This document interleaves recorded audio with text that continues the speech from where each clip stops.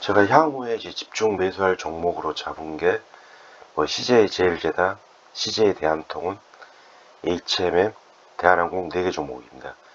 이 4개 종목은 처음에 올해 6월 그 무렵에 이제 매수를 했고, 최근에 이제 추가적으로 이제 매수했던 종목이 이제 HMM, 그리고 뭐 CJ 대한통운, CJ 제일제당을 이제 추가 매수를 했고, 대한항공은 이제 아직 추가 매수를 못한 상태입니다.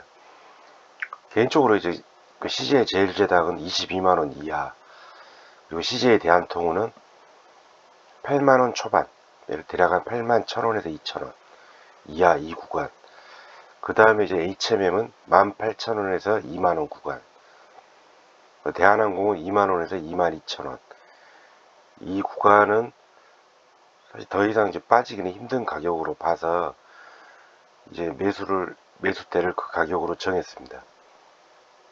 근데 지금 현재 상태로는 뭐 CJ 제일제당을 제외한 CJ 대한통운, HMM 대한항공은 이제 추가 매수할 가격이 초과했기 때문에 매수할 생각은 없고, 처음에 이제 언급한 가격, 대한통운 뭐 8만 1천원, 2천원 이하, HMM 18,000원에서 2만원, 대한항공 2만원에서 22,000원 이 구간 안에 들어오면은 사고, 안 들어오면은 뭐 굳이 살 필요는 없고, 뭐 아직 그 제일제당은 어차피 그 22만원 이하 구간이기 때문에 그 제일제당 위주로 좀 매수를 하려고 합니다. 제일제당은 이제 3분기 이제 실적을 보면은 주가상으로는 제일제당이 상당히 답답한 상태입니다. 근데 답답하긴 한데, 증시가 폭락을 했을 때도 그렇게 밀리지는 않습니다. 물론 이제 증시가 좋을 때도 뭐 시원하게 가냐 또 그건 아니지만은, 거래량도 이제 바닥권 상태고 더 이상 이제 나올 물량은 없는 주가로 보입니다.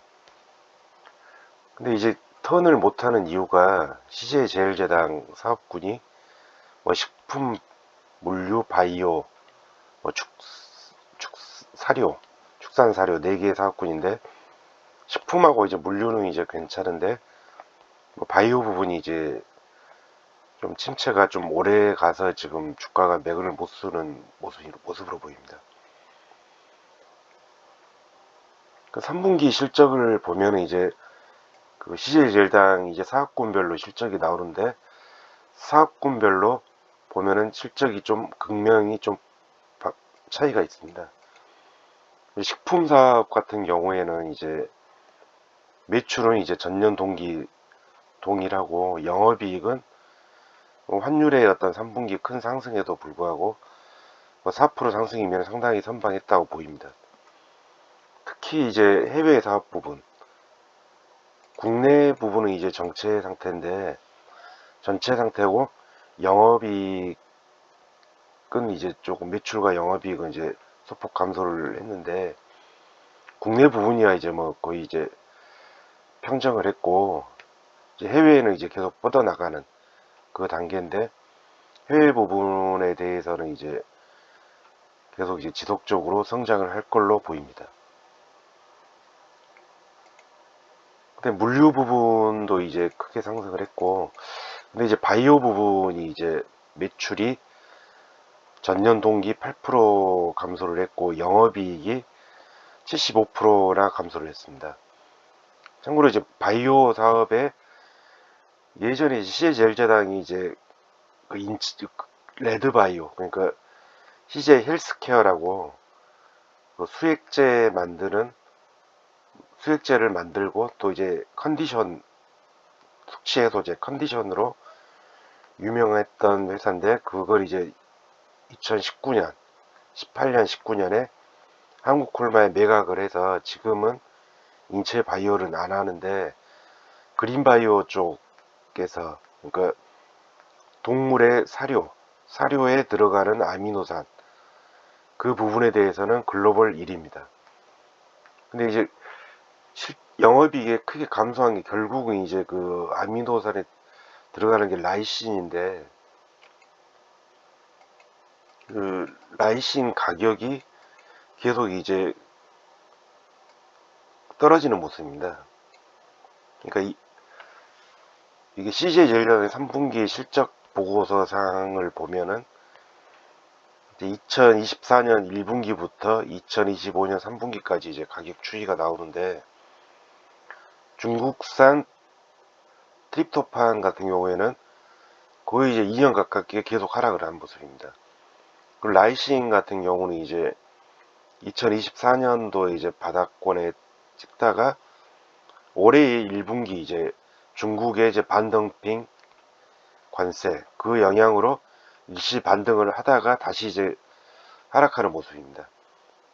근데 라이신 가격이 이제 저도 이제 과거 추이를 이제 검색을 해봤는데 이게 연도별로 깨끗하게 나오는 게 없더라고요. 그래서 이제 AI 자료를 보니까 흐름 자체는 2022년 2년도에 상승, 그리고 2023년 하락, 2024년 소폭 반등, 2025년도 뭐 1분기에 이제 상승을 했는데 이제 2분기부터 다시 하향 추세돼서 2024년 저점 그 수준으로 다시 내려온 상태입니다. 근데 이제 앞으로는 이제 이게 이유가 이제 개인적으로는 이제 중국 이제 그린바이오 시장도 이제 그 대형 업체 위주로 재편이 되는데, 중국이 이제 로컬 업체들끼리 그 치킨 경쟁이 붙으면서 공급이 상당히 늘어나서 이제 좀 가격이 둔화되는 모습으로 보입니다.